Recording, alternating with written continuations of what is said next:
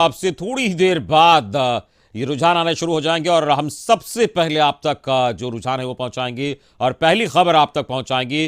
कब कौन रहा है विधायक तारापुर से, वो हम आपको इस वक्त दिखा रहे हैं। 1951 की बात करें तो बासुकीनाथ वहां से विधायक रहे हैं। 1957 में भी बासुकीनाथ राय कांग्रेस पार्टी से वहां विधायक रहे हैं। इसके अलावा 1962 में जयमंगल सिंह कांग्रेस पार्टी से तारापुर के विधायक चुने गए। 1967 की बात करें तो बीएन प्रशांत सोशलिस्ट पार्टी से वहां विधायक चुने गए। 1969 में तारनी प्रसाद सिंह विधायक चुने गए। 1972 की बात करें तो उस वक्त भी तारनी प्रसाद सिंह ही कांग्रेस पार्टी से वहां विधायक चुने गए। 1977 में कौशल्या देवी कांग्रेस पार्टी से वहां जीत दर्ज की और नारायण यादव 1980 में सीपीआई से तारापुर में जीत दर्ज की। 1985 में शक्ति चौधरी वहां निर्दलीय विधायक बने उस सीट पर और 1990 की बात करें तो शक्ति चौधरी कांग्रेस पार्टी से वहां पर विधायक बने और 1995 में भी शक्ति चौधरी ही समता पार्टी से विधायक बने। 2000 में भी शक्ति चौधरी राजद से वहां पर विधायक बने। 2005 में भी शक्ति चौधरी ही राजद से विधायक बने। तो लगातार कई बार से वो विधायक बनते रहे। 2010 में भी नीता चौधरी जेडीयू से वहां विधायक बनी और 2015 में मेवालाल चौधरी जेडीयू से विधायक हुए और 2020 में भी मेवालाल चौधरी ही विधायक हुए जेडीयू से और इनके निधन के बाद ये सीट खाली हो गई थी, जिसके बाद ये उपचुनाव हुआ है।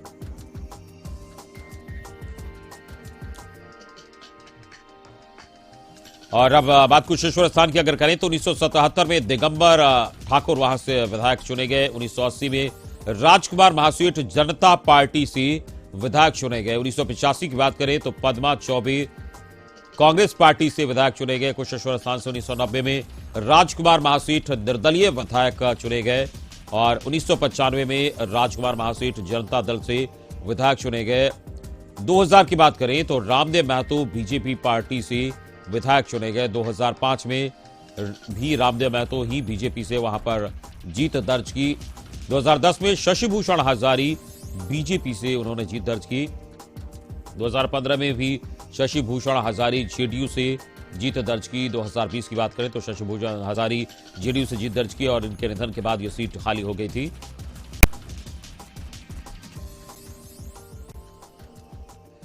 और इस वक्त हमारे साथ हमारे संवाददाता अरुण चौरसिया न्यूज रूम से हमारे साथ जुड़े, हम सीधे उनके पास चलेंगे। अरुण, आज परिणाम का दिन है और 8 बजे ये मतगणना शुरू हो जाएगी और दोनों जगहों की अगर बात करें तो किस तरीके से व्यवस्थाएं की गई है और क्या कुछ वहां पर सुरक्षा के दृष्टिकोण से व्यवस्था हुई है? देखिए, निश्चित रूप से आज का दिन काफ़ी अहम है। जो 2 सीटों के उपचुनाव के लिए 30 अक्टूबर को मतदान हुआ था, उसका परिणाम आज आने वाला है और अब से कुछ देर बाद करीब 8 बजे जो है ये मतगणना की जो प्रक्रिया है वो शुरू हो जाएगी। और जो जानकारी दी गई है कि सबसे पहले बैलेट पेपर की गणना होगी और उसके बाद ईवीएम की गणना की जाएगी। ये जो चुनाव हुआ है सिर्फ 2 सीटों के लिए हुआ है और ये जो 2 सीट खाली हुई थी वो जदयू की सीट थी। दोनों जो निवर्तमान विधायक थे उनका पिछले कोरोना काल में उनका निधन हो गया था, उसके बाद ये सीट खाली हुई है और जो मतदान की प्रक्रिया हुई है और आज मतगणना हो रही है। लेकिन 2 सीट होने के बावजूद आरजेडी इसको काफ़ी अहम मान रही है। यही वजह है कि तेजस्वी यादव खुद दरभंगा में कैंप कर रहे हैं, जहां कुशेश्वर स्थान के लिए मतगणना होने वाली है और उन्होंने अपने प्रदेश अध्यक्ष जगदानंद सिंह एवं दूसरे जो वरिष्ठ पार्टी के नेता हैं उनको तारापुर भेजा है। वहां जाने से पहले तेजस्वी यादव ने मीडिया से बात करते हुए कहा था कि चूंकि जो पिछला विधानसभा चुनाव हुआ था उसमें कई जगह गड़बड़ियां की गई थी, अधिकारियों ने गड़बड़ी की थी और कुछ ही वोट से कई आरजेडी के नेताओं जो प्रत्याशी थे उनको हरा दिया था। इसलिए आरजेडी इस बार कोई कसर नहीं छोड़ना चाहती है और इस बार किसी तरह की गड़बड़ी नहीं होने देगी। वहीं बिहार के जो सीएम हैं उन्होंने कहा कि जनता मालिक है, उनका जो आशीर्वाद होगा वो उन्हें सिरोधार होगा। तो काफ़ी अहम है और इसकी तैयारी जो भी दोनों जगह पर जो बनाया गया है केंद्र मतगणना के लिए, वहाँ जो जानकारी वहाँ से दे रहे हैं हमारे प्रतिनिधि, उन्होंने कहा है कि सभी कर्मचारी आ गए हैं और जो ईवीएम जहाँ रखा गया है, जो मतदान हॉल बनाया गया है, वहाँ सभी लोग आ गए हैं और जो तैयारी की गई है 14 टेबल दोनों जगह बनाया गया है जहाँ ईवीएम की गणना होगी और इसके साथ ही बैलेट पेपर के लिए 2 और 5 टेबल बनाए गए हैं जहां पर ये मतगणना होगी। तो 8 बजे से ये मतगणना की प्रक्रिया शुरू होगी और ऐसा अनुमान है कि करीब 9 बजे रुझान आना शुरू हो जाएगा और 12 बजे तक करीब करीब ये क्लियर हो जाएगा कि जो 2 विधानसभा के लिए जो उपचुनाव हुआ है उसका परिणाम किसके पक्ष में जाता है। यह नीतीश कुमार का जो काम है, वो जो काम कर रहे हैं उनके पक्ष में आता है, चूंकि ये जो दोनों सीट है वो जदयू की सीट है, या जो तेजस्वी यादव दावा कर रहे हैं कि दोनों सीट पर उनकी विजय होगी, तो क्या जनता उनके दावे को समर्थन देती है? बिल्कुल, कुछ ही देर में स्पष्ट हो जाएगा। लेकिन बड़ा सवाल ये है अरुण कि जिस तरीके से देखा हम सभी ने कि ये 2 सीटों का जो चुनाव है एक तरीके से बहुत ही ज्यादा अहम हो गया था बिहार में, और बिहार की राजनीति की तस्वीर को भी कई मायनों में प्रभावित कर रहा था। लेकिन आज की अगर बात करें, आज परिणाम का दिन है, तो क्या माना जाए जिस तरीके से राजद आक्रामक तेवर में लगातार दिखता आ रहा है, एक संदेश देने की कोशिश यहाँ पर हो रही है? हाँ, देखिए निश्चित रूप से जदयू और एनडीए इसको उस रूप में नहीं ले रही है जैसा कि राजद और तेजस्वी या लालू प्रसाद यादव ले रहे हैं। आप मान सकते हैं कि काफ़ी दिनों से लालू प्रसाद बिहार की राजनीति से, बिहार से काफ़ी दूर थे, लेकिन ये जो उपचुनाव का समय था, जिस समय चुनाव प्रचार का समय था, तो वो दिल्ली से यहाँ आए और ना सिर्फ उन्होंने पार्टी नेतृत्व को एक आगे बढ़ाने की कोशिश की, बल्कि खुद वो चुनाव मैदान में उतरे और वहाँ जो भीड़ देखी गई तो उससे भी वो काफ़ी उत्साहित नजर आए।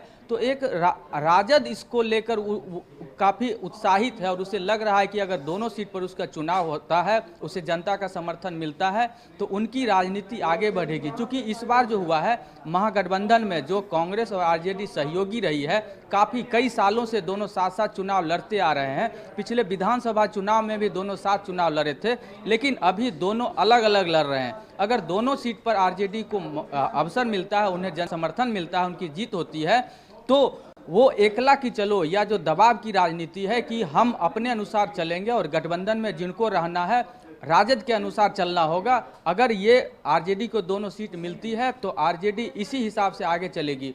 और जिस तरह से लालू प्रसाद यादव ने मीडिया से यानी कशिश न्यूज़ से भी बात करते हुए कहा था कि 2 सीट का चुनाव परिणाम काफ़ी अहम है और इससे न सिर्फ 2 सीट का बल्कि जो सत्ता का समीकरण है वो भी काफ़ी बदलेगा।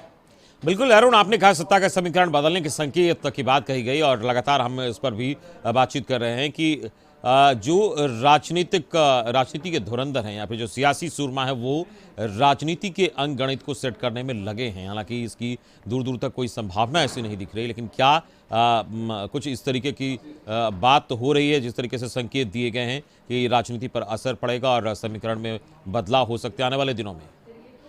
देखिए, राजनीति में कुछ भी संभव, सब कुछ संभव है और कभी भी कुछ भी हो सकता है, ये हमने देखा है। और जिस तरह से तेजस्वी यादव ने पिछले दिनों बात करके जब उन्होंने कहा था कि अगर उन्हें 2 सीटों पर जन समर्थन मिलता है तो नीतीश कुमार की सरकार जा भी सकती है, उन्होंने संकेत में कहा था। जब मीडिया कर्मियों ने इसको लेकर सवाल किया कि कैसे होगा 2 सीट, अगर आप चुनाव जीत भी जाते हैं तो अंकगणित आपके पास कैसे पूर पाएगा, तो कैसे आप वहां तक पहुंच पाएंगे जो मिनिमम ज़रूरत है एक सरकार बनाने के लिए। तो उन्होंने मध्य प्रदेश और दूसरे सरकारों का हवाला दिया कि कैसे वहां सरकार बदल गई।